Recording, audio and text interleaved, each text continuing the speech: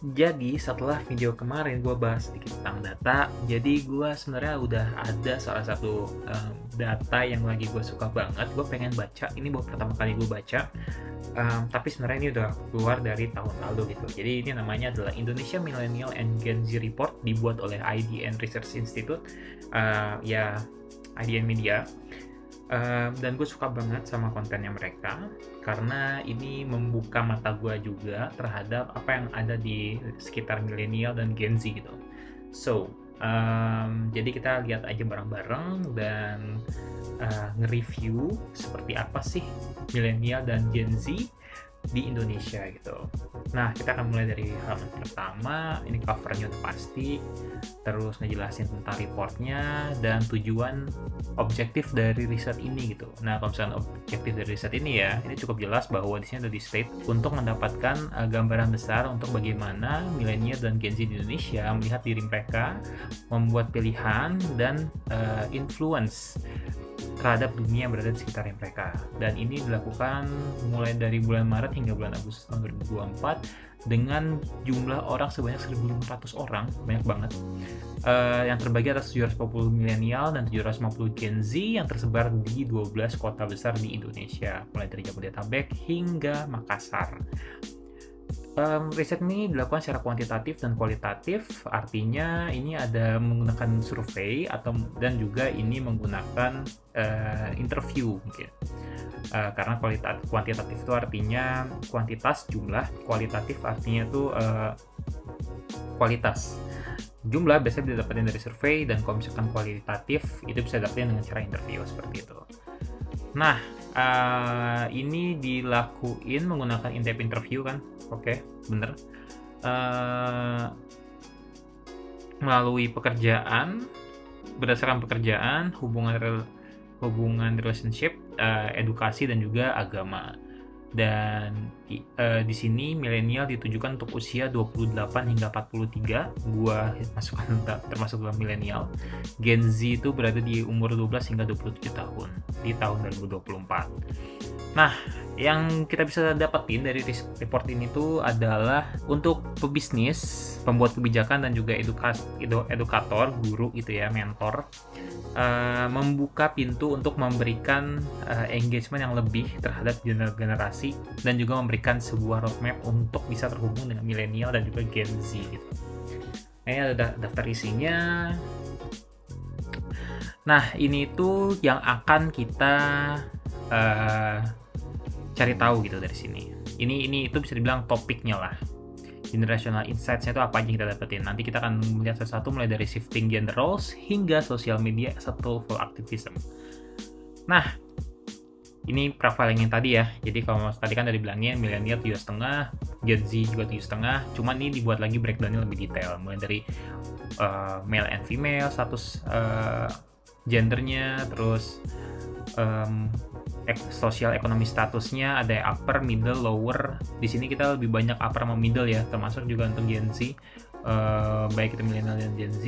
Dan lower emang dikit banget untuk kedua segmen. Nah, untuk dari segi area nih sebenarnya cukup sama aja. Kota dibagi 5 kota besar dan kota lainnya itu 50-50, tapi dari segi marital status di sini milenial rata-rata udah punya anak semua 89 tahun, dan untuk Gen Z-nya ini masih banyakkan single. Dari sisi edukasi, again ini banyak yang masih SMA, dan bachelor degree ini masih ada 18%. Dan kalau untuk Gen Z juga sama, masih banyakkan milenial, masih banyakkan SMA, dan juga ini cukup banyak di middle school seperti itu. Agama, baik keduanya ini masih banyak Muslim, dan pekerjaan untuk milenial ini lebih banyak kerja ya daripada yang tidak bekerja gitu. Dan kalau misalkan dari Gen Z ini rata-rata private employee dan masih banyak yang belum bekerja. Tapi maksud dari belum bekerja di sini adalah karena mereka masih bekerja sebagai seorang mahasiswa, ada yang menjadi ibu rumah tangga juga seperti itu. Well, ini cukup menjelaskan lah ya bahwa risetnya ini real, cukup jelas gitu. Nah, kita mulai dari pertama, itu adalah family and value, di mana kita akan ngebahas tentang kekeluargaan untuk milenial Gen Z. Oke, data pertama, 82% dari milenial dan Gen Z umumnya mendukung gender equality selama itu tidak mengubah tradisi yang udah ada. Gue sepakat sama ini, bagus banget.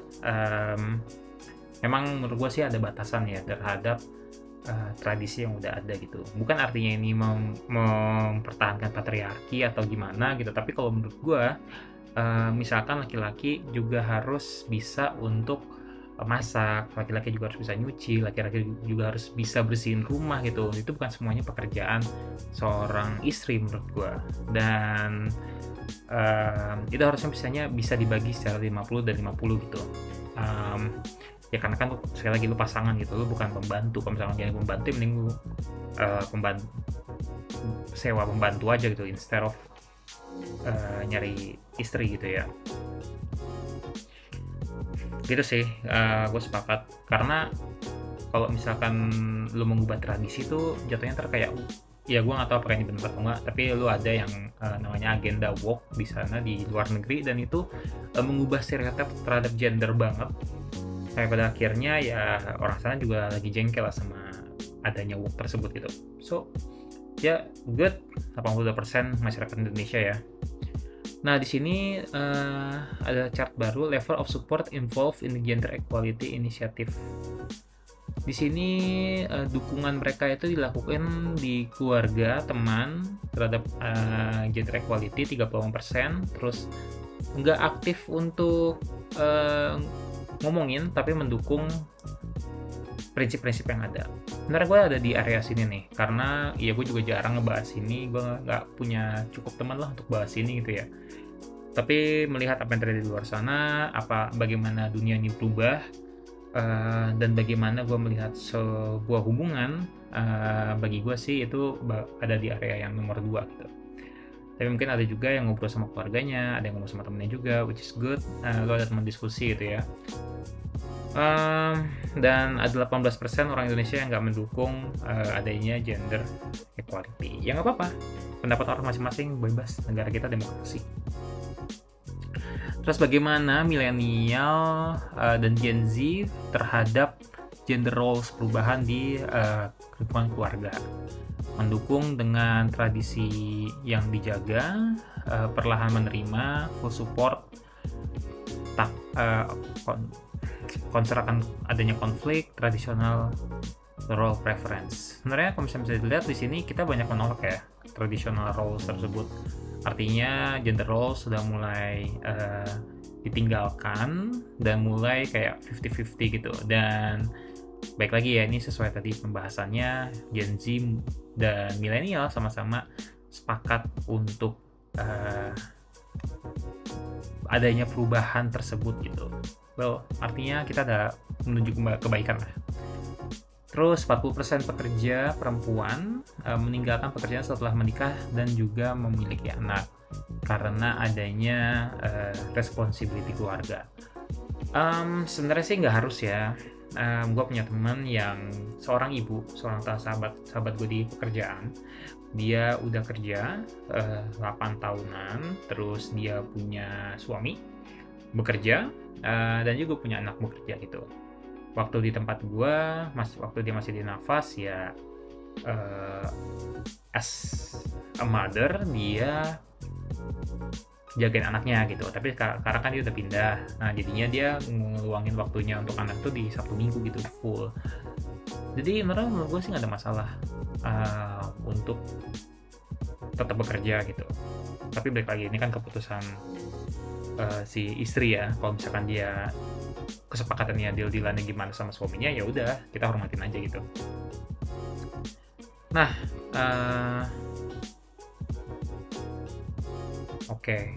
untuk mendapatkan benefit ini, pemerintah Indonesia harus melakukan beberapa pertimbangan seperti menciptakan sebuah kebijakan dengan tujuan yang jelas untuk menciptakan kesetaraan gitu. Terus mengimplementasikan program fiskal yang berfokus pada childcare yang lebih affordable. menginvestasikan pendidik di bidang childcare dengan mendukung women entrepreneur, menciptakan campaign awareness. Ya, ini sederhana lah, cukup jelas bahwa kita udah mulai shifting mendukung perempuan di gender equality seperti itu. Nah, millennial and Gen Z strategy for achieving financial independence in family. Ada 3 hal: increase income, sudah sewajarnya, share financial responsibility, dan create financial budget. Sebenarnya sih semua nggak beda jauh ya, beda 1% doang. Tapi kalau misalkan untuk yang financial budget mungkin ya Gen Z mungkin bisa coba untuk mulailah emang explore untuk bikin financial budget gitu ya. Karena gue punya temen yang dia itu Gen Z, gue rasa gajinya lebih tinggi daripada gue, tapi dia nggak bisa nabung gitu. Well, nggak ada yang salah sebenarnya di sana, tapi rada aneh, gue masih bisa nabung, dia enggak gitu. Kita lihat yang ada data-datanya aja ya. Evolving family and marriage trend among millennial and Gen Z in Indonesia. Adanya peningkatan perceraian, preferensi untuk menciptakan keluarga yang lebih kecil, back integration in family, hingga migration trends. Kecil ya. Aturan sih disurvei ulang nih saat ini. Kayaknya kita pada mau kabur ke luar negeri semua. Ya, gue sepakat sih.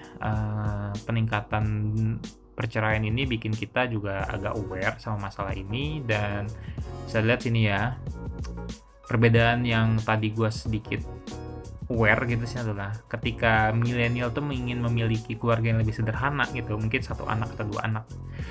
Gen Z lebih prefer untuk mendelay pernikahan dan juga kultur child free alias nggak bikin anak.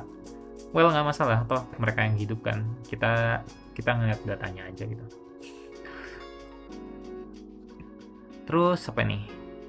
Strength of family connection among millennial and Gen Z in Indonesia. Strong connection, moderate connection, dan weak connection.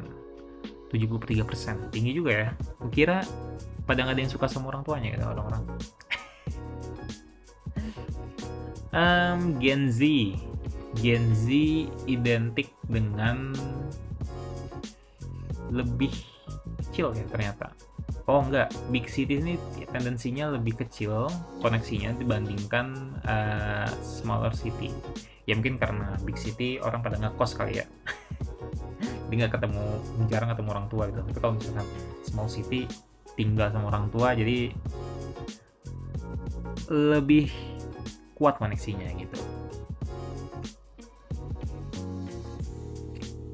Parental strategies in utilizing technology for children. Nomor 1, restrict technology use. Use cultural educational app, avoid technology education, allow free technology use. Gue sepakat, ini sebenarnya harus dikurangin jumlah screen time untuk anak kecil khususnya, karena gue punya ponakan, dia umurnya itu masih kayak 3 bulanan, dan ketika dia ngeliat HP gitu ya, dia bakal diem gitu. Jadi kayak nggak ngomong sama sekali, dan padahal kalau misalkan dia nggak ngeliat HP, dia tuh kayak suka aja ngoceh gitu. Itu sangat menakutkan, dan gue juga menyarankan untuk adik gue jangan sering-sering lihat kamera lah dianya gitu. Dan pada akhirnya ya dia juga jarang untuk nampilin ponakan gue di kamera gitu. Di sini sih menurut gue rada wagu ya terkait cultural educational app gitu. Karena gue nggak percaya sama educational app, gue percaya sama buku yang semacam kayak gini gitu. Buku bacaan lah, literally buku bacaan gitu. Kenapa? Soalnya buku bacaan ini drill buku ilmu itu ada di situ gitu. Meskipun ada juga kayak YouTube, ada juga kayak apapun lah gitu ya istilahnya. Tapi kalau misalkan belajar secara edukasi itu gue kayak yang drill itu adalah di buku gitu. Tidak menggunakan teknologi sama sekali di edukasi menurut gue adalah sesuatu yang salah juga, harus bisa diseimbangin. Dan di sini allow free technology use cukup wajar ya kalau Gen Z lebih tinggi daripada milenial, karena ya begitulah kondisinya.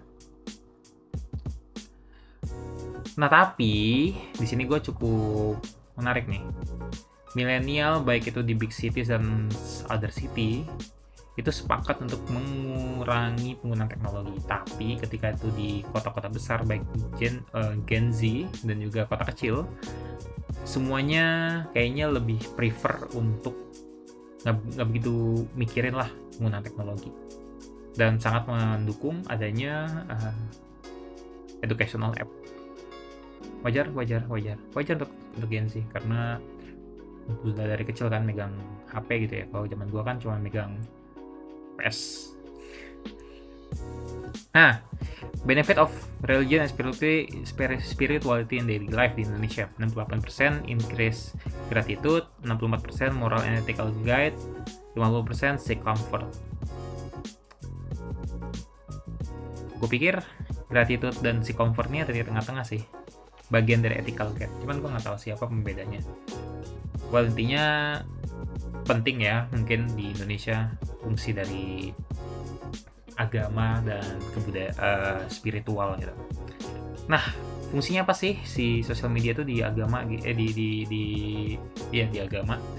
Pertama, mempromosikan toleransi, mempelajari agama, memahami agama lainnya, dan berbagi kepercayaan. Promosiin toleransi ya? Emang iya? Bukannya kita sering dilarang mengucapkan ABCD? Tahu deh.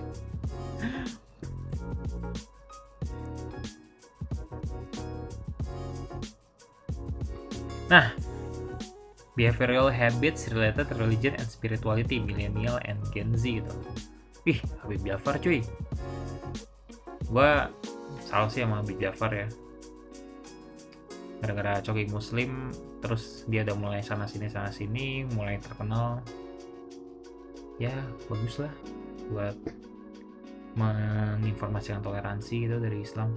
Behavioral habits related to religion and spirituality, regular participation. Tinggi ya. Milenial tinggi nih. Tahu kenapa tinggi? Karena udah tua. Udah takut-takut gitu. Coba lihat Gen Z.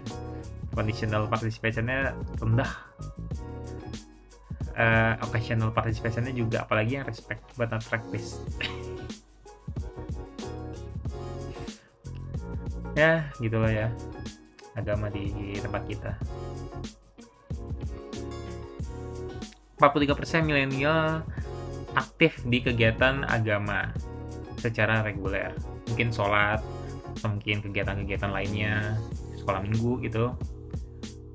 Dan meningkat sebesar 47% di kota kecil. Artinya kota kecil semakin religius. Mungkin ada suatu hal yang terjadi di internet atau mungkin di daerah lokal tersebut yang pada akhirnya ini meningkatkan jumlah kegiatan keagamaan. Bagus dong. Nah, kita pindah ke chapter selanjutnya, personal finance. Oke, 66% milenial dan Gen Z mendapatkan tantangan di manage finansial mereka dan meningkatkan cost of living di urban area. Ini gaji rata-rata milenial dan Gen Z 3,4 juta 40 tahun. Nah, kayak gini gue bener bingung sih. Gaji di sini dihitung secara individu atau dibagi, misalkan dia adalah seorang pegawai, punya suami, punya istri, mungkin punya anak, atau mungkin ya kayak gitulah intinya. Nah, 3,4 itu tuh karena gaji dia mungkin sekitar 10 jutaan, terus dibagi 3, atau 3,4 ini gaji dia sendirian gitu. Kalau misalkan gaji dia 3,4 sendirian, sedih banget sih, maksudnya kayak bisa dapat apa gitu untuk sendirian. Tapi kalau misalkan 3,4 dikali misalkan 3 orang gitu ya, sekitar 10 jutaan, itu sih udah alhamdulillah banget gitu untuk ukuran 40-44 tahun. Termasuk juga untuk yang 25-29 ya, kecil banget sih. Di bawah 3 juta tuh sakit banget loh, apalagi di Jakarta. Kalau misalkan di luar mungkin di Jogja kali ya, gue pernah hidup dengan angka 2,5 jutaan per bulan, itu udah merdeka banget sih. Tapi nggak tahu kalau saat ini gimana. Tujuan untuk menabung. Gen Z. Emergency fund 36%. 22% ya apa? Beli rumah. Gen Z beli rumah ya. Kira 3 kata lucu tuh. Gen Z beli rumah. Children education, oke. Ternyata Gen Z meskipun child free ya, ternyata masih mikirin tabungan anak juga. Masih ragu kah? Dan terakhir ada, jalan-jalan nih. Mikirin jalan-jalan Gen Z. Milenial, paling gede 43%. Children education. Tua banget. Supaya gue ngeliat kayak gini, gue ngerasa kayak tua banget gitu. Emergency fund 27%. Buying house or property 10%. Nah, Gen Z tuh, milenial tuh nggak ada mikir liburan. Udah ada banyak masalah hidupnya. Sama mikirin pensiun 11%. Udah kayak jauh banget ini. Mikirin liburan sama life experience itu milenial sama Gen Z. Biggest challenge in managing finance. Cost of living, insufficient income to meet needs, lack of saving, poor financial planning, need to own a home. Ya sih, susah banget nih. Gue juga sepakat sih, punya rumah tuh susah. Di saat yang bersamaan cost of living lagi naik, tapi gue rada kaget gimana Gen Z cukup melek ya berarti ya terhadap financial planning ya dibandingin nggak, maksud gue ini cukup melek finansial juga. Tapi iya gimana, lo nggak bisa nge-save lah kalau misalkan pikiran cuma holiday doang. Pikirin saving bro. Adjusting a new normal with extra income stream. Ngambil side job milenial.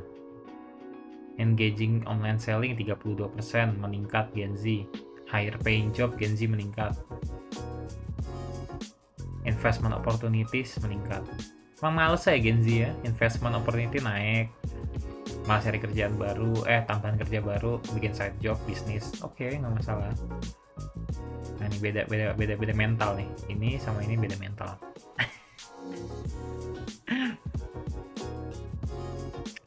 Terus comparison of financial strategy between millennial Gen Z dengan meningkatnya kebutuhan hidup, mencari pendapatan tambahan, memilih frugal living, dan membuat tabungan gitu. Gen Z lebih milih frugal living dibandingkan milenial, tapi milenial lebih prefer buat kerja lebih. Jadi Gen Z lebih prefer makan Indomie gitu. Kalau milenial lebih prefer buat lembur. Gambarnya kayak gitu. Frugal living strategi semua milenial dan Gen Z. Nah ini lucu nih. Milenial ya, cook food, prefer home cook. Gen Z, use promo diskon. Lu masak gitu loh, belajar cara masak itu life skill, life hack gitu, bisa masak. Dan kayak romantis ya kalau misalkan lu bikin buat pasangan lu gitu masakan. Jadi you need to learn how to cook man. Limit social outing. Emang Gen Z ini frugal livingnya itu adalah tidak mengikuti kegiatan entertainment sama sekali gitu. Yang malas-males gitu.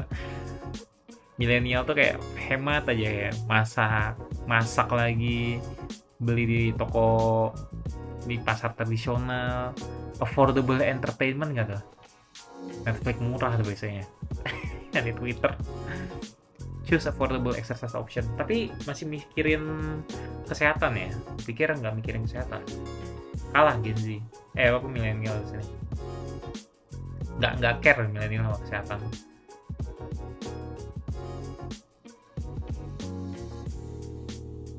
Ini tentang sandwich generation ya, tapi ya udahlah, udah terjelaskan. Top 5 alasan kenapa memilih child free dan menunda pernikahan. Oke, tentang pernikahan. Karena ekonomi nggak stabil, memprioritaskan karir, ingin hidup bebas, masalah kesehatan, edukasi dan self development. ini bagus ya, economic instability, lu pada nyadar gitu kalau misalkan lu masih belum stabil, lu tunda pernikahan gitu. Janganlah lu bawa anak orang ke dalam masalah hidup lu juga gitu, kasian. Fokus di karir, ya ini Gen Z banget nih, fokus di karir. Gue ada beberapa teman yang mau fokus banget di karir as a Gen Z gitu, dan dia masih males mikirin hal-hal kayak ginian. Atau pada akhirnya mereka pengen child free ya, jadi kayak whatever gitu, ingin hidup bebas. Gen Z ya mau hidup bebas tuh. Milenial kayaknya udah terkurung dalam sandwich generation ya. Health reason gak tuh? Kasian, tua nih milenial nih, kayaknya menunda pernikahan. Apa penyakit education and self development. Menurut gue nih rada aneh ya. Education and self development bagian dari alasan kenapa menunda pernikahan. Kenapa? Atau ini sebenarnya sama aja nih, family ini. Jadi kita next saja. Major obstacle to home ownership. Oh, ini kepemilikan rumah gitu. Alasan kenapa orang nggak punya rumah, nomor 51%. Ekonomi dan pekerjaan yang tidak jelas. Ya sih, kalau misalkan kontrak nih susah buat dapat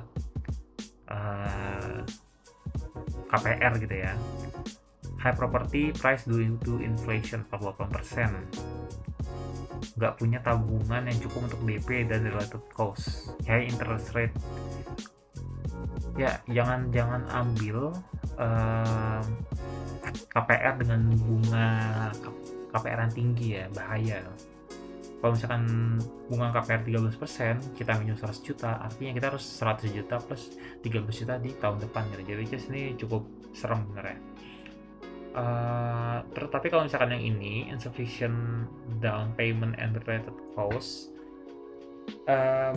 kalau misalkan lu beli rumah yang baru, biasanya ini ada banyak subsidi gitu, mulai dari DP 0%, itu terbantu karena programnya Pak Anies Baswedan juga.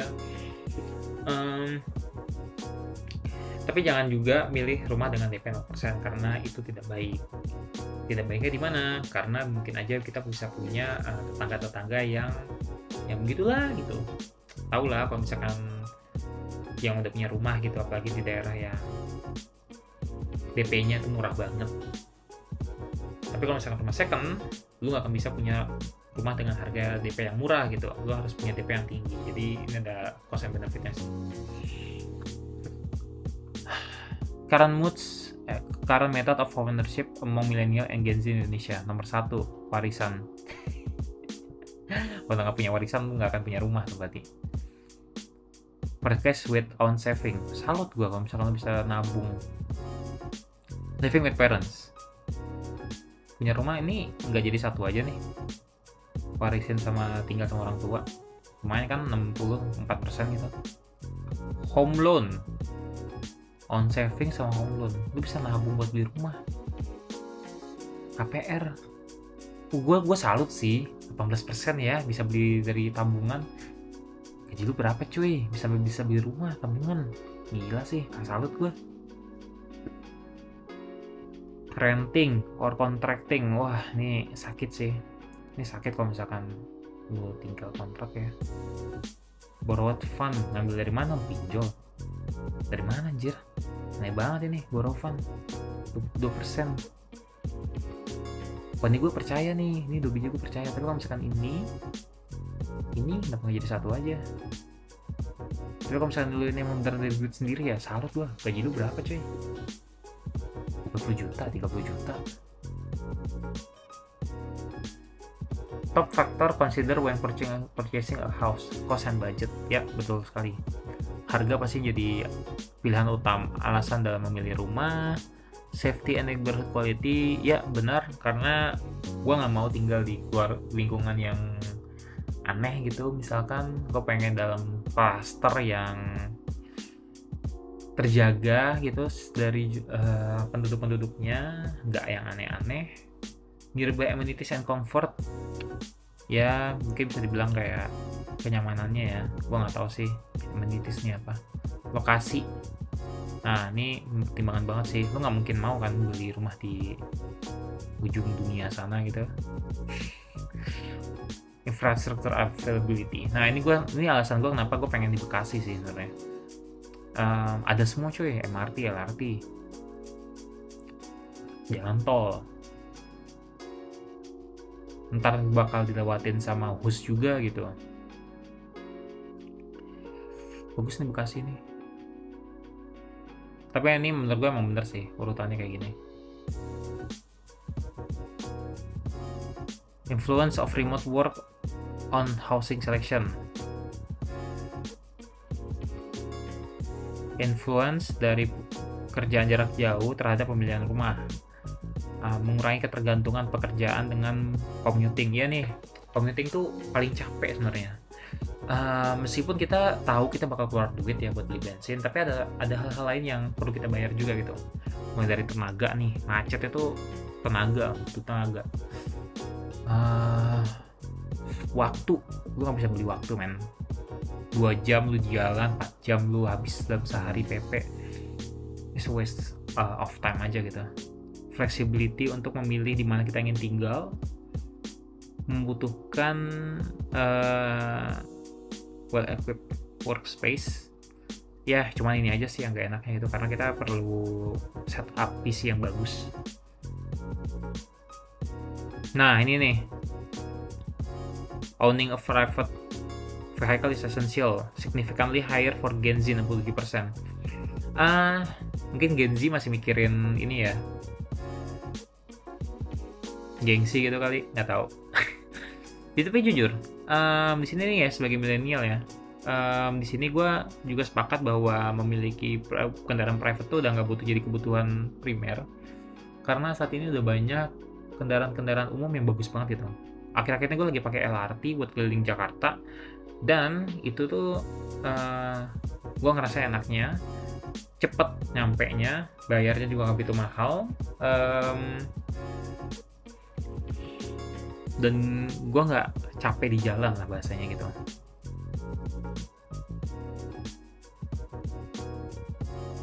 Tapi baik lagi ya, sebenarnya sih ini balik ke situasi masing-masing aja. Kalau gue sih sebenarnya prefer tetap ketika berkeluarga gue butuh satu kendaraan pribadi sih. Untuk ya gue jalan-jalan dong, masa nggak jalan-jalan sama keluarga nih bang. 4 dari 5 Gen Z merespon untuk mereka menggunakan aplikasi finance digital. Kita lihat aja. 60% prefer menggunakan mobile banking, 50% menggunakan e-wallet. Nah, kita lihat dulu banking sini apa aja nih. Top mind awareness digital bank. Pertama, Livin paling tinggi untuk milenial. Wajar. Karena pada kerja semua ya. Blue, gue nggak paham kenapa Blue bisa kencang banget, masif banget promosinya. Cbank wajar ya, karena ekosistem Shopee. Gue cukup yakin Gen Z banyak banget belanja di Shopee instead of Tokped gitu. Nah, gue cukup yakin sih kalau ini milenial pasti bakal menang di Jago, karena pada pakai Tokped tuh pasti. Ekosistem Jago tuh enak banget sih. Genius, wajar milenial lebih tinggi, soalnya udah sering keluar negeri kan. Biasanya kan dipakai cuma buat itu doang sih. Tapi BC ini gue gak tau nih apaan. Bang apa gue gak paham. Users selected e-wallet service GoPay, OVO. GoPay paling tinggi. Iya wajar sih menurut gue, GoPay ekosistem paling bagus. Ketika lu punya sebuah ekosistem, maka lu bisa ngalahin hal lainnya itu. Mulai dari kan GoPay pakai Gojek, terus dipakai Tokped, terus dipakai Jago juga gitu. Luas banget use case-nya, instead of OVO, ShopeePay, Dana, Doku. Meskipun ShopeePay juga on the way ya untuk punya bank sendiri. Dia udah punya bank sendiri juga. OVO juga gue nggak tahu nih apakah dia kerja sama dengan Superbank ya, yang katanya itu kalau nggak salah punya Grab juga sih. Dana lagi, ya adalah begitulah, sama Doku. Curious usage frequency among Gen Z and millennial, daily usage, weekly usage. Nah ini buat pemilik bisnis ya, ini sudah cukup jelas bahwa baik Gen Z dan juga millennial, keduanya itu menggunakan Curious. Tapi buat Gen Z itu bakal lebih sering pakai tiap hari. Kalau millennial mungkin seminggu sekali doang gitu. Jadi kalau misalkan lu punya bisnis, bikinin Curious gitu, jangan males. Bantu nih soalnya kita. Terus alasan kenapa milenial dan Gen Z gunain Curious. Pertama, user friendly experience-nya sih. Gampang, cepet. Nggak megang-megang duit berserakan juga gitu. Gue paling males sebenarnya duit yang gue simpan di kantong gitu. Gue males naruh duit di dompet sebenarnya. Tapi setelah udah ada Curious, gue udah jarang banget pegang cash, kecuali gue mau kantor, gue ambil dulu duit 100.000, 50.000 buat isi bensin, habis itu udah gue bawa ke kantor deh duitnya, isi kembalian. Karena Pertamina masih belum terima duit Curious. Fast reception and processing, ya. Wide availability across location kayaknya enggak, karena Curious sebenarnya juga masih terbatas. Lo kan belum nemu aja abang-abang pinggir jalan yang ngasih Curious gitu. Untuk di daerah-daerah lain ya, kalau di Jakarta sih udah banyak sebenarnya. Alasan menggunakan digital finance, 72% karena keamanan, 63% karena sesuai dengan kebutuhan, 60% karena kemudahan biaya. Iya sih, gratis kan soalnya pakai bank digital. Nah, ini top 5 lending apps. Aku laku paling banyak 33%. Kredivo 20, EasyCash 18, ada kami 17, Indodana 12. Pertimbangan menggunakan fintech lending. Millennial, Gen Z, Quick Fund, Easy Sign Up, OJK Approve. Ini ada dua perbedaan ya. Gen Z itu prefer yang cepat, Quick Fund sama Easy to Sign Up. Millennial prefer untuk yang sesuatu yang aman, OJK Approval dan juga lower interest rate. Tapi ini buat Gen Z ya, sedikit kasih tahu, lu cari yang low interest rate-nya paling kecil gitu. Misalkan ada yang 0,01 misalkan gitu, itu yang lu ambil. Jangan lu ambil yang paling tinggi gitu. Coba lu hitung sendiri, ada kalkulasi tuh bakal serem apa kalau misalkan lu bisa tahu itu berapa interest yang perlu bayar. Jangan cuman tahu cara daftarnya doang, lu harus bisa ngitungnya juga. Nih, motivasi untuk mengambil pinjol dari generasi Lifetime and Leisure, Gen Z 58%. Alasan necessity, bisnis. Milenial 54%, 44%. Emang ya kalau udah usia tuh nggak bisa bohong dari sini nih. Ini ketahuan banget nih usia nih. Tapi gue salut sih, ngambil pinjol buat education cost itu salut gue. Karena edukasi itu nggak akan kelihatan tahun ini gitu. Edukasi itu akan kelihatan 4 tahun kemudian, 3 tahun kemudian, nggak di tahun ini. Dan lu pakai pinjol sih, gue penasaran aja payback interestnya tuh kapan gitu. Emang gila ya Gen Z untuk ngambil lifestyle dan leisure buat pinjol gitu. Salut gue. Sanggup gue ngeliatnya. Gue aja serem anjir. Top pay later apps for millennial and Gen Z.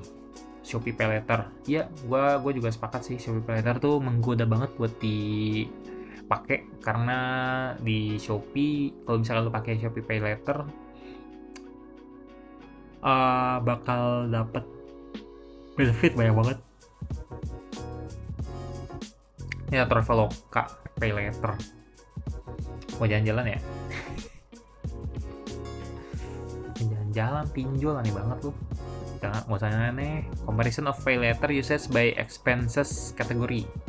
Internet bills, monthly expense, travel. Nah, ini bedanya Gen Z sama milenial ya. Milenial pakai pinjol untuk kebutuhan yang penting, tagihan dan juga pengeluaran bulanan produktif. Gen Z travel, latest gadget, fashion accessories itu udah sakit sih. Jangan pernah pakai pay later untuk sesuatu yang konsumtif. Rugi banget. Comparison of mean score for monthly pay later installment. Millennial 1,5 juta, Gen Z 1,2 juta. Well, wajar millennial lebih banyak pinjolnya karena banyak masalah hidupnya juga. Financial focus area for Gen Z. Emergency fund preparation, children education saving. Katanya Gen Z nggak mikirin anak, maunya child free, property asset, liquid investment preparation. Well, cukup jelas ya, semua orang nabung itu karena nyiapin duit emergensi. Karena tiap hari Indonesia tuh emergensi sekarang. Serem. Comparison of financial goals between Gen Z and millennial.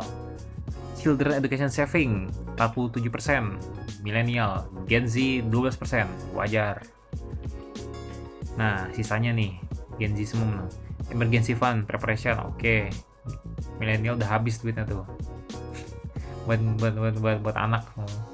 Property investment. Salut gue Gen Z, nabung buat beli rumah. Emang sih, beli rumah tuh esensial banget. Travel and life experience gak tuh? Beda sampai berapa? 3 kali lipat, anjay. Financial goals, man. Travel life experience. Mahal juga ya. Nah, ini orang tua nih. Ini orang tua. Nah, ini anak muda nih.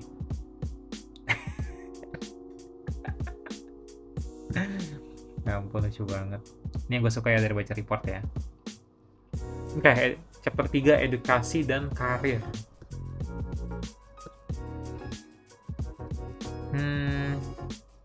Important of critical thinking and digital literacy among millennial and Gen Z untuk membantu informasi dan berpikir lebih inovatif, membantu menyelesaikan masalah dan membangun sesuatu yang lebih penting dan lebih baik. Millennial don't consider is very important. Menurut gue nih, jangan sampai kayak gini ya kalian yang nonton gue gitu. Dengan adanya critical thinking, lo akan bisa berpikir lebih jernih, lebih bagus. Lo akan bisa tahu ada pola-pola yang kenapa ini bisa terjadi, kenapa ini bisa terjadi, nggak terjadi gitu. Lo itu akan membantu lo untuk tidak kena tipu orang dengan mudah, karena Indonesia ini gampang banget kena tipu. Lo lihat aja Twitter tuh tiap hari selalu ada orang ketipu. Ya ketipu duit lah, ketipu hubungan lah, aneh banget orang bisa ketipu ya, kayak gituan ya. Apa sih yang lo taruh dalam pikiran lu semua? Top 4 opinion of non-formal education among millennial and Gen Z. Motivate to develop specific new skill. Yap, benar. Choose to faster learning process. Oke. Ya, kadang emang non-formal tuh lebih cepat buat ngajarin karena fokus gitu ya. Appreciate time and location flexibility. Personal hobbies and interests. Oke. 53% millennial Gen Z support inclusion of mental health education awareness in school curriculum. Menurut gue sih jangan sampai juga kita terlalu fokus kayak gini ya, terlalu fokus sama mental health, tapi saat yang bersama kita juga harus bisa fokus sama physical health gitu. Nah, physical health ini seharusnya itu bisa menjadi jembatan untuk mental health juga. Jadi kalau misalkan kayak lu stres, lu pasti kadang juga lari kan, lu berenang gitu. Jadi gue nggak bisa bilang mental health lebih penting, keduanya tuh sama pentingnya, jadi kenapa nggak dua-duanya aja gitu. Promoting of self-love for self-management and mental health improve in big cities. Gen Z meningkat. Self-love. Self-love tuh nanti udah sukses, baru self-love. 22% of millennial and Gen Z participate in campaign that highlight complex relation between social, political, and economic factors affecting mental health. Berasa sih jangan terlalu pikirin hal yang penting ya selama lu masih punya masalah mental gitu. Political, ekonomi, apalagi political, economical factor sih. Yang penting lu fokus sama diri lu aja dulu lah kalau misalkan punya masalah ekonomi gitu. Jangan terlalu melihat masalah di sosial media atau dimanapun. Capek, gak akan selesai soalnya.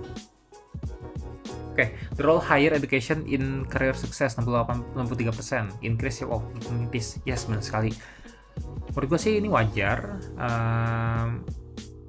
S1 itu udah standar minimum banget untuk lu bisa masuk kemana aja gitu. Kayak lu mau masuk PNS, lu pengen dapat posisi yang bagus, ya lu harus ngambil S1 gitu. Bahkan lu pendidikan perwira aja lu harus ngambil S1 juga. Jadi dengan adanya pendidikan gitu, itu akan meningkatkan potensi lo untuk naik jabatan yang lebih baik lagi gitu. Jadi bukan mikirin kayak, wah sayang duit sarjana gitu, kayak gitu men, konsepnya. Dan juga jangan ngambil pendidikan untuk meningkatkan sosial status, malu-maluin. Mending duitnya dipakai, kalau misalkan gue sih punya duit ya buat ningkatin sosial status.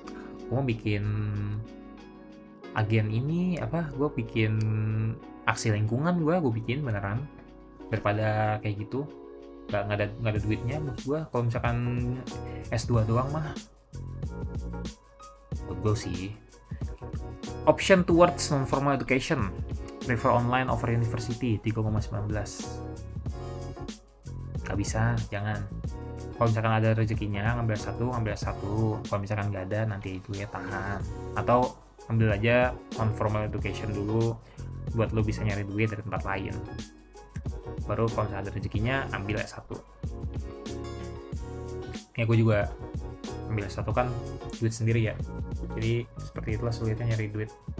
Top 3 millennial and Gen Z priorities in work and life, 26%. Work-life balance, fulfillment in work, personal care, priorities, flexibility at work. Ini bukannya semuanya work-life balance ya, jadi kayak aneh banget sih. Samain aja udah jadi satu, nggak usah dipisah-pisah. Key factor for a comfortable work environment, opportunity to grow, supportive coworker, wage aligned with competition and position. Ya, jadi bener sih, menurut gua juga nggak semuanya itu tentang masalah gaji ketika lo nyaman bekerja, tapi kemungkinan lo untuk terus berkembang dan juga mendapatkan rekan kerja yang positif, menurut gua itu juga salah satu benefit yang lo harus consider ketika mau pindah pekerjaan gitu. Bagi termasuk flexible working hour dan juga supporting boss, ini sangat baik banget sih kalau misalkan iya. Job related stress causing anxiety, recent economic uncertainty, work pressure, difficult to find work post covid. Ya, ini bener sih. Gua pun juga baru kerja setelah post covid gitu di Agustus 2022. Kalau misalkan masih belum ada pekerjaan sampai saat ini, apalagi kalau misalnya kita seangkatan gitu ya, gua angkatan 2016, lulus 2020, dan gua baru kerja di tahun 2022. Kalau misalkan lu masih belum dapat pekerjaan sampai sekarang, ada baiknya gue sarankan untuk lu ngambil sertifikasi atau pendidikan non formal untuk mendapatkan pekerjaan, karena saat ini karena udah adanya AI itu akan lebih susah lagi dapat pekerjaan seharusnya. Yang penting lu bisa pakai cara AI-nya aja. Work pressure, coba ini di survei lagi, aturan meningkat sih. 5% dari milenial lagi Gen Z mempertimbangkan untuk memiliki sense of purpose di pekerjaannya. Well, ya, kadang kita itu juga memperhatikan apa yang kita kerjain, gak cuma sekedar kerja doang. Karena kita punya sense of ownership ketika bekerja, dan itu penting banget sih.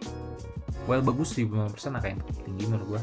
Positive impact of the return to the office policy. Lebih engaged, better routine, increase collaboration and social interaction, prefer face to face. Ini prefer milenial lebih banyak sepakat ya untuk WFO ya. Gen Z lebih malas nih, kebanyakan chattingan kayaknya. Financial adjustment in response to rising living costs. Milenial meningkat, Gen Z menurun. Strategies for income growth in challenge economy, milenial naik, Gen Z turun. Gen Z ini kenapa malas mikirin financial ya? Aneh banget. AI tech platform usage milenial versus Gen Z, never use milenial 63%, jangan use 37%, janganlah. Nih gue tau ya teman-teman ya, AI itu apakah menggantikan kita? Iya, pasti menggantikan. Tapi buat AI itu tuh harus ada orang yang ngisi promptnya. Nah, kita tuh kudu belajar prompt yang tepat buat apa yang mau kita cari gitu. Karena masalah pekerjaan ini masalah efektifan kita buat bekerja gitu. Jangan sampai kita tuh terlalu lama buat mikir, pada akhirnya kita nggak menciptakan apa-apa. Sedangkan ada orang lain yang bisa mikir gimana caranya kayak AI maksimalin, dan pada akhirnya tuh bisa membuat pekerjaan jadi lebih cepat. Jadi ada baiknya kalau misalkan masih belum pernah hingga saat ini, lu pakai aja AI tech platform apapun itu. Gue sih prefer pakai ChatGPT. Ada yang prefer pakai Gemini, ada yang prefer pakai Llama, bebas manapun, yang penting lo bisa gunain si AI untuk ngebantu pekerjaan tuh biar lebih cepat gitu. Openness to change in work millennial versus Gen Z. Opportunity to build own business. Stable and fixed job. Real social impact. Adapting tech. Oke. Gua kurang begitu paham nih sebenarnya data buat apa yang bisa gua ambil. Top concern regarding AI usage, data privacy, security leaks. Takut sih data privacy kan udah di share tuh tiap berapa bulan sekali ada di data leaks. Job losses replaced by AI automation yang ini seperti tadi gue bilang ya, AI kayaknya nggak akan menggantikan kita, lebih ke arah kita kerja lebih efektif dengan menggunakan AI gitu sih. Bias dalam decision making, discrimination in use of AI. Gua nggak paham kenapa ada discrimination in use of AI. Security risk of personal information and digital platform. Quite worried. Main takut. Kita udah dibagiin. Government experience for consumer security make policies. Ya, betul sekali. Impose sanction for data misuse. Betul sekali. Prevent future data leaks. Ya. Ini sebenarnya berita buat informasi pemerintah juga sih ini. Ini kayak tadi kan tadi bilangin, ini berita buat pemerintah. Corporate expectation for customer data security, ensure data 6%. Educate users, ngapain educate, jir? Bukan, jadi gini, gue ngerasa kalau misalkan gue ada di sebuah platform gitu ya, gue mendaftarkan diri gue secara gratis gitu. Mengedukasi customer gue sih rada aneh aja gitu. Aturan customer itu mereka tuh udah percaya bahwa dengan mengisikan informasi di platform kita, seharusnya itu bisa jadi informasi lah bahwa yang maksud gue sih di sini aturan si customer tuh cukup perlu tahu bahwa data mereka jaga aman aja udah, nggak perlu mengedukasi, karena menurut gue sih aneh aja perusahaan lu mengedukasi. Itu kan tugas kita, udah intinya gitulah. Aneh banget sih. Have a team for data security, ya benar sekali. Millennial, Gen Z 65% mereka akan melakukan pengambilan tindakan legal action. Bro, yang kemarin itu yang di Kominfo tuh gimana tuh? Kalian memang beneran ini menuntut pemerintah? Sama yang bank kemarin juga tuh gimana? Beneran dituntut nih? Penasaran gue. Perception AI di Indonesia akan memberikan lebih banyak waktu menggantikan. Oh ya betul, nih benar nih, fungsi AI 2 biji nih menghemat waktu dan meningkatkan proses pekerjaan mereka dengan lebih baik. Personal workforce entry challenge due to AI, frequent AI users, occasional not AI users. Milenial nih kayak rada takut ya pakai AI ya, aneh loh. Pakai AI. Frequent AI user, occasional, oke, nice. Gen Z. Concern of job vulnerability. Nah ini karena gue yakin ya, milenial karena dia udah cukup sustain sama karirnya, dia jadi kayak masa sebodoh teing lah. Tapi kalau misalkan Gen Z karena masih bingung sama masa depan gitu, jadinya ngeras takut bahwa pekerjaan mereka akan diambil sama AI. Padahal AI tidak bekerja secara otomatis, tapi ada manusia yang mengisikan informasi buat si AI tersebut gitu. Key areas to address customer concern about AI: clear communication, build security trust, education on AI benefit, highlight positive impact. Oke, address customer concern. Ya itu pastilah clear communication. Apapun sih problem dari semua masalah menurut gua clear communication ya. Wah, level 4, chapter 4, mental health and well-being. Topiknya Gen Z banget nih. Faktor mengkontribusi ke stres, economic stability. Ya, betul sekali. Harusnya makin meningkat nih sekarang nih. Recent economic uncertainty, bedanya apa? Social injustice, climate change. Gila sih, gue salut. Lu masih bisa stres karena adanya climate change. Lu kayak masih care sama orang lain gitu instead of diri lu sendiri. Again ya tadi ya, ini gue ngerasain pressure-nya. Jadi I'm with you guys yang masih nyari kerjaan setelah COVID. Makanya gue ngebantu juga dengan bikin pembahasan tentang produk gitu. How Gen Z and millennial handle online threat, avoid conflict topics, block or mute threatening users, strict privacy setting. Ya, gue menggunakan ini sih. Kalau misalkan gue konten-konten yang gue nggak suka gitu, pasti akan gue strict. Gue highlight kata-kata yang gue benci. Block and mute threatening users. Ya pastilah, sederhana. Tapi aneh ya, avoid conflict topics nih. Padahal di Indonesia tuh, coba lihat ya, orang pada ngamuk semua tuh di Twitter tuh. Millennial and Gen Z struggle disconnect versus trying to reduce screen time. Struggle to disconnect, Gen Z yang lagi mencoba untuk ngurangin waktu screen time si millennial. Ya, Gen Z cuman takut aja ya, susah doang. Tapi yang take action tuh millennial. Tulisan profession, social media impact terhadap millennial dan Gen Z, negative impact terhadap kepercayaan diri, pressure to confirm. Banget lu nggak usah compare diri lu sama sosial media, anjir, nggak masuk akal.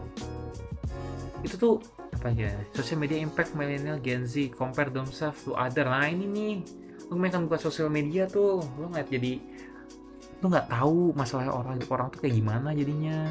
Itu tuh kan kamera tuh kan ada orang yang siap ya, 1, 2, 3. Nah itu kayak gitu tuh, semuanya tuh dunia tipu-tipu lah kalau bahasanya di sosial media. Jadi jangan lu percaya belak-belakan kan, jadi susah lu mengavoid comparison. Social media validation, lu ngapain nyari social media validation, anjay? Dependent on social media validation, aware but trying to break free. Tinggi banget Gen Z, coy, janganlah, gak usah terlalu sering pakai sosial media. Itu ngejebak lu sebenarnya. Lu udah gak bisa bedain nanti dunia nyata mana sama dunia bohongan. Sosial media tuh bohongan, semuanya tuh ada kamera. Yang real tuh depan kamera, di belakang kamera itu yang real tuh. Doom scrolling, overwhelmed by negative view. Nah ini kan makanya jadi overwhelmed kan, lo ngeliat hal-hal yang lo nggak mau sebenarnya. Impact ongoing Palestine conflict in millennial and Gen Z, stress from local implication. Nggak paham gue kenapa dari lokal, kenapa kata-katanya pressure gitu ya. Nggak begitu pengen kah atau gimana, nggak paham gue. Stress of conformity, millennial and Gen Z, pressure to conform activism, impact global caries on humanities and religious vibe, depend division, family circle, nggak paham gue. Fokus pada mental health stigma, millennial versus Gen Z. Supporting victim like of sexual violence, bullying by location, millennial, big city. Iya sih, kota-kota besar pasti lebih aware lah sama sexual violence itu dibanding smaller city. Tapi gua bisa bilang nggak bisa generalisir kayak gitu juga sih. Concern for assistance to victim of sexual violence and bullying, Gen Z. Support government benefit to mental health, millennial and Gen Z. Gen Z 63%, tinggi juga ya percaya pemerintah. 60% Gen Z berpikir untuk mengakses mental health melalui pemerintah tuh harus gak usah berharap sama pemerintah, susah. 60% milenial dan Gen Z berpikir mental health setara dengan masalah kesehatan. Jangan. Oh iya, ini benar. Ini sesuai tadi apa yang gue bilang tadi, bahwa kesehatan mental dan juga fisik itu harus berjalan seiringan, gak boleh ada yang lebih penting salah satunya. Millennial Gen Z recognize the need of good coverage mental health under BPJS. Yes, gue sepakat banget. Perlu diperjelas karena gue pernah ngajuin buat BPJS tapi dibilang Gue nggak eligible. Kita nggak ada apa namanya psikolog gitu, aneh banget. 50% milenial dan Gen Z percaya itu penting untuk individu mencari bantuan untuk mental health. Yep, gue sepakat.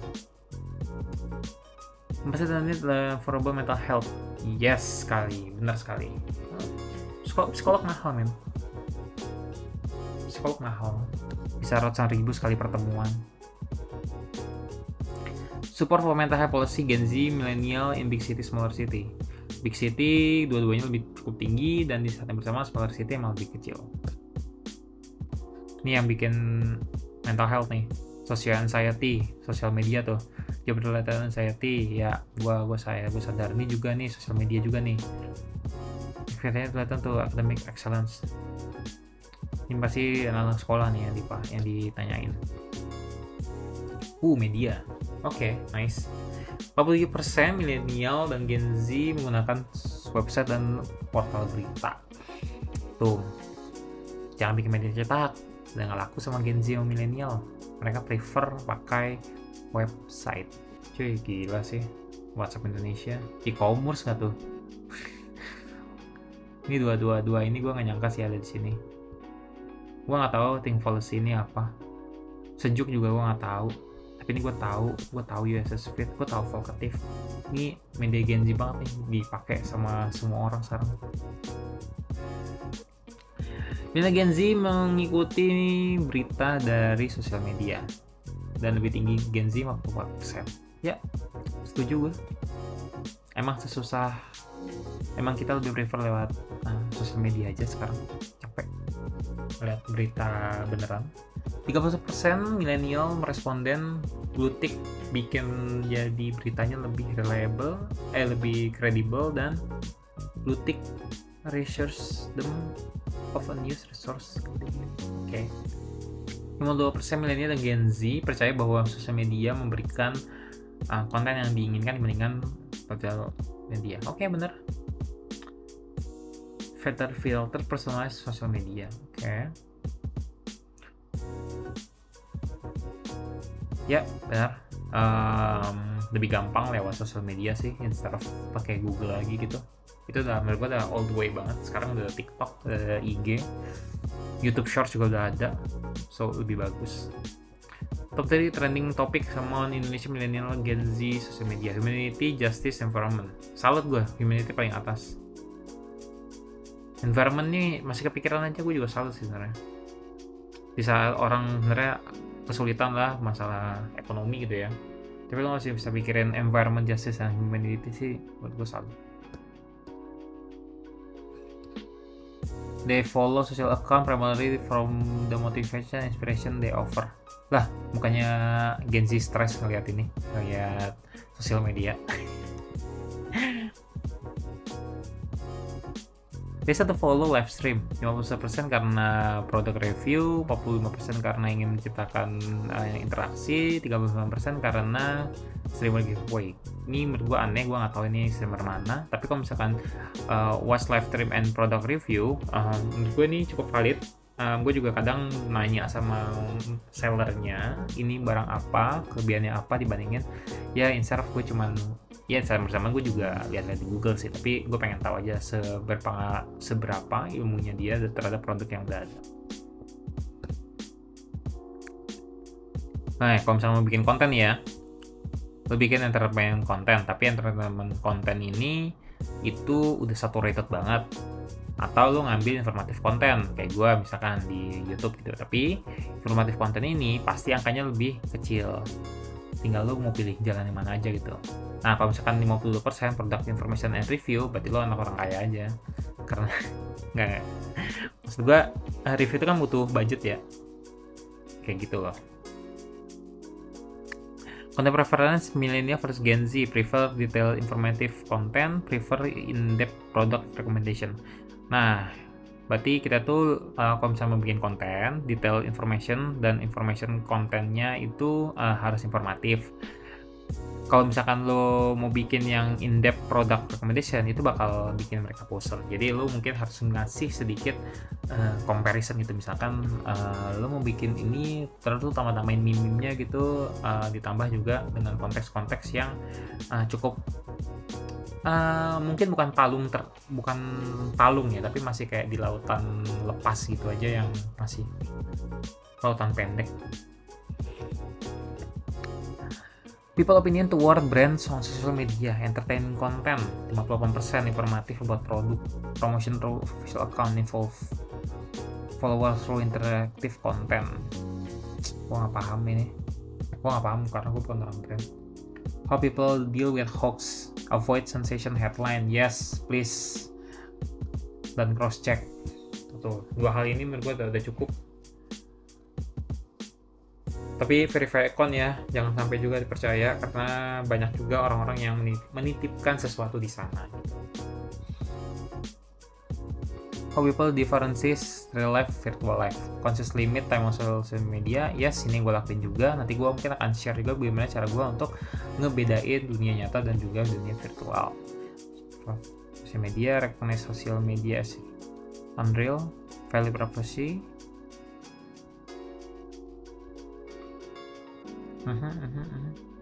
Semuanya valid, gila. Well, ya, ini benar nih. Ini benar, semuanya itu nggak nyata dan terlalu banyak dipoles-poles. Itu sosial media tuh. How different group deal with the threat in online.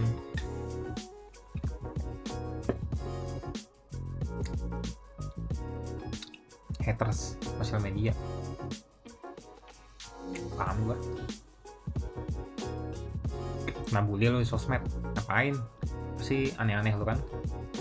Bagus nih, kita masih baca, tapi karena ini mungkin buat gue pribadi aja, nanti lah gue bahas.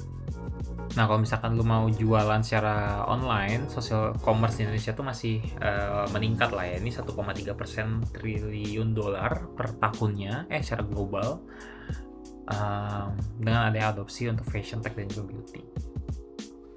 Minimalism sebagai counter dari nah 6, entertainment and hobby. Kita lihat apa aja hobi orang Indonesia: nonton, dengerin musik, nonton, main, baca buku apa gitu. Kalau misalkan bukunya bagus, bukan menye-menye gitu ya, yang bukan tembang, udah gue lupa lagi nama ininya apa, bukunya. Kalau misalkan lu buku-buku yang kayak gini nih untuk financial growth, it's a good book, penting banget buat lu baca. Balancing nostalgia with fresh content, enjoy version of classic media. Oke, ya, gue juga enjoy sih kadang. Nah, age distribution of Indonesian concert goers 17-25 tahun 52%, wajar, pasti mereka punya tenaga gitu buat ngelakuin. Coba lihat aja nih, 46-55 tahun, mana ada tenaga tuh. Konser dance frekuensi pasir 1-3 kali 20%. Kaya nih orang-orang nih. Wah, gila, di atas 10 kali cuy setahun, 2%. Berarti dari 1.500, 2% itu adalah sekitar 3 orang di atas 10 kali. Orang kaya ya. 51% konser dihadiri. Orang yang hadiri konser prefer untuk ngeluarin duit kurang dari 1 juta untuk tiket. Jadi kalau misalkan lo adalah seorang promotor, bikin di bawah 1 juta nih, cukup jelas 51%. Kalau mau laku cepet, misalkan enggak ya udah, gak apa-apa. Gila, baru aja hit single 1 bulan has broken 2 million daily. Kacau banget ya Bernadette ya. Ya sih, lagi naik banget nama-namanya. Viral itu masih masuk, keren banget. Gen Z respon saat ini menggunakan TikTok dan Instagram untuk melihat hal-hal yang baru. dibandingkan dengan Google. Yes, benar, gue juga kadang gue lebih prefer gunain keduanya, TikTok dan juga Instagram, itu lebih cepet aja karena bisa ngeliat gambarnya langsung, bisa ngeliat videonya juga langsung, videonya juga ringan, gak kayak YouTube. Terus TikTok menjadi tempat untuk melakukan pembelanjaan yang tidak diharapkan. Tujuan destinasi favorit kita 46% relaxation holiday, 58% city breaks, 40% holiday nature, 30% holiday luxury holiday. Oke. 7% milenial Gen Z planning 12 bulan ke depan untuk main TikTok untuk berbagi pengalaman dan juga rekomendasi. Budget conscious traveler, look for nature adventure, prioritas Islam. Ini kayaknya orang travel yang perlu baca. Gue nggak butuh paham sih kayak ginian. Gue nggak yang in banget sama travel. Gue nonton nih agak lain. Sisanya gue nggak nonton, tapi gue tahu nih para dalam mau. Badar Rofi gue pernah nonton KKN-nya, tapi gue nggak begitu paham. Ancika, aduh sayang nih, gue pengen ada Z kan di sana kan, padahal ada Kak Z.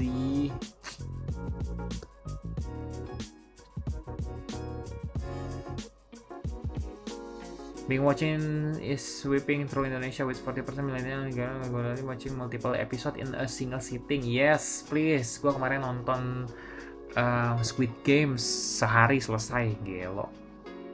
46% of millennial admit to being watching of. Parents say they've gone, ya nonton dong sama anaknya gitu loh, biar lebih dekat, harmonis kan.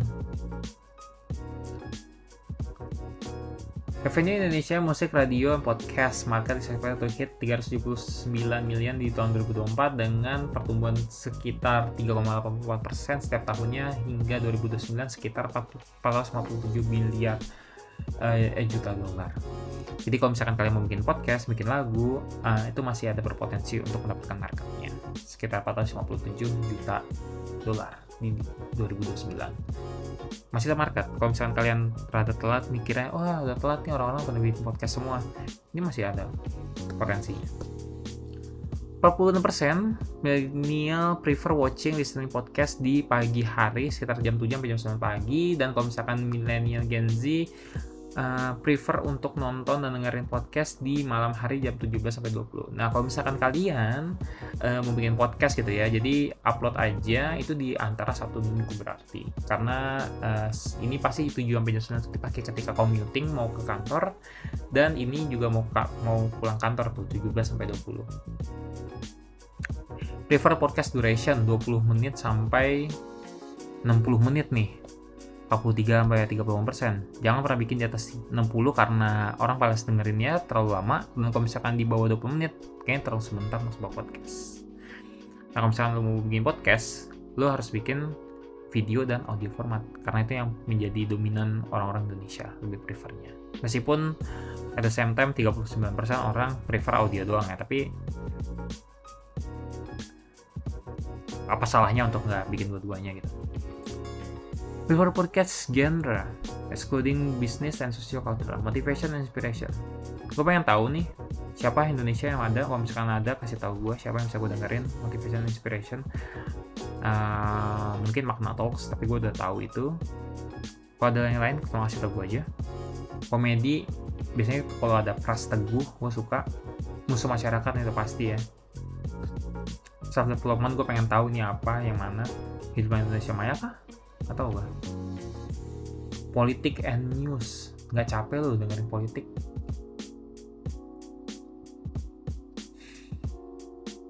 Gue udah dengerin ini semua juga.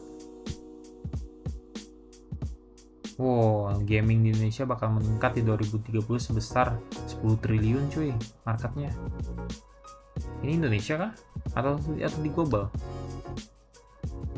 Oh global, oke.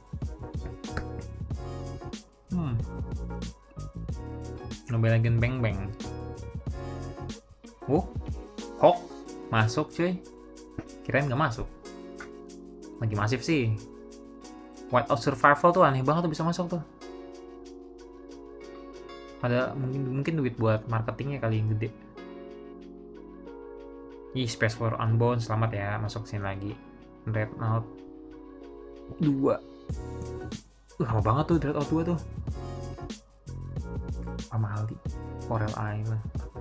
Top gaming content creator Indonesia, Winda Basudara, nggak mungkin sih ada yang ngalahin. Mas Dean, Mas Ade, Adel, dan apa Miandi. Kristi Krisel nggak tuh? Ini orang baru loh padahal ya, si Kitty. Kitty. The Jumers gue nggak tahu nih, satu-satunya gue nggak tahu The Jumers. Mungkin ada yang bisa ngenalin gue sama The Jumers. Kenalin tuh bukan artinya gue kenal ketemu sama dia ya, tapi gue belum tahu aja kontennya. Politics and social engagement. Wow. Kak Adita sorry. Gue sempat kerja bareng sama dia di Nafas untuk ngebantu tentang polusi udara gitu, nyariin data. Orangnya humble, seneng bisa ngobrol sama dia. Biggest obstacle of being more active in politics, lack of knowledge about political system, fear of intimidation. Ya, di Indonesia tuh gue juga serem sih sama intimidation tentang adanya opini ya. Gue takut sebenarnya ngasih tahu opini gue tentang politik di Indonesia. Masalahnya kita tuh terlalu hitam dan putih gitu, bukan yang kayak apa bisa tahu nih pendapat dari sisi ini kayak gini gitu. Tapi ya udah, namanya politik ya. Gua nggak bisa percaya sih yang politik juga. Kadang orang bisa ngomong A, besok yang ngomong B gitu, jadi susah untuk prediksi. Role of social media in shaping political views, smaller city, okay, that's normal. Basically both are the same gitu. Passive political involvement, gue nggak begitu paham.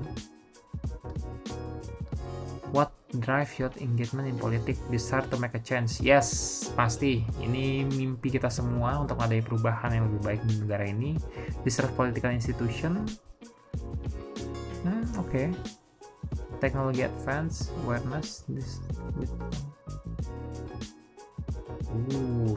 keren juga nih. Dissatisfaction with status quo. Key priorities shaping today's political scene, education quality. Wow, education paling atas. Key priorities. Tumben gak ada ekonomi ya? Apa udah gak penting kah ekonomi?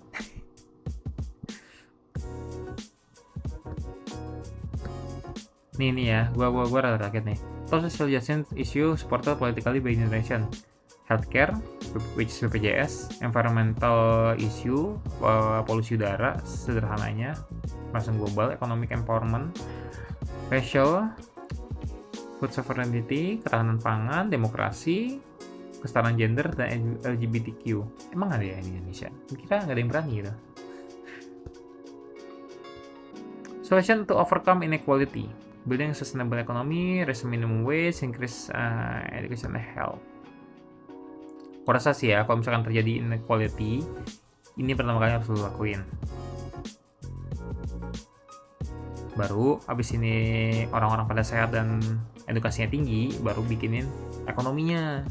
Dari sini baru akan mempengaruhi si minimum wage. Nah barulah kita fokus ke ketika semua orang udah sejahtera hidupnya, baru kita pikirin gimana caranya yang terbaik untuk meningkatkan demokrasi kita. Saya rasa segitu ya. Change political view to certain issue. Yes, sometimes kan, gue bilang apa?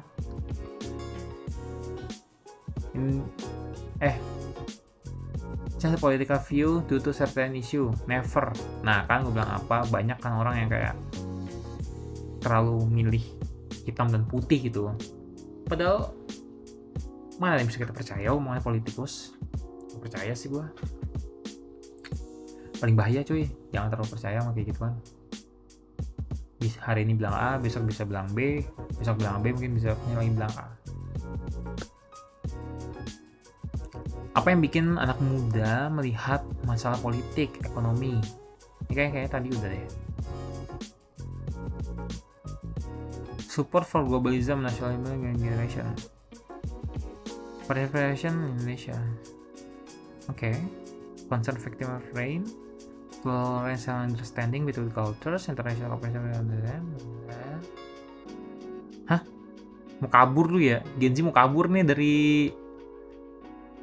Indonesia. Ya gue juga mendukung sih sebenarnya. Gue pengen pindah negaranya kita kayaknya. Potential to engage policy maker on social issue. Oke, gue nggak begitu pahamnya apa maksudnya. 25% dari Gen Z lebih aktif berpartisipasi kegiatan komunitas di publik dibandingin 20% milenial. Oke, keren. Cukup aktif ya partisipasi Gen Z sebenarnya di bidang politik. Ini juga neural political education, media literacy training, dan juga online forum idea exchange. Keren.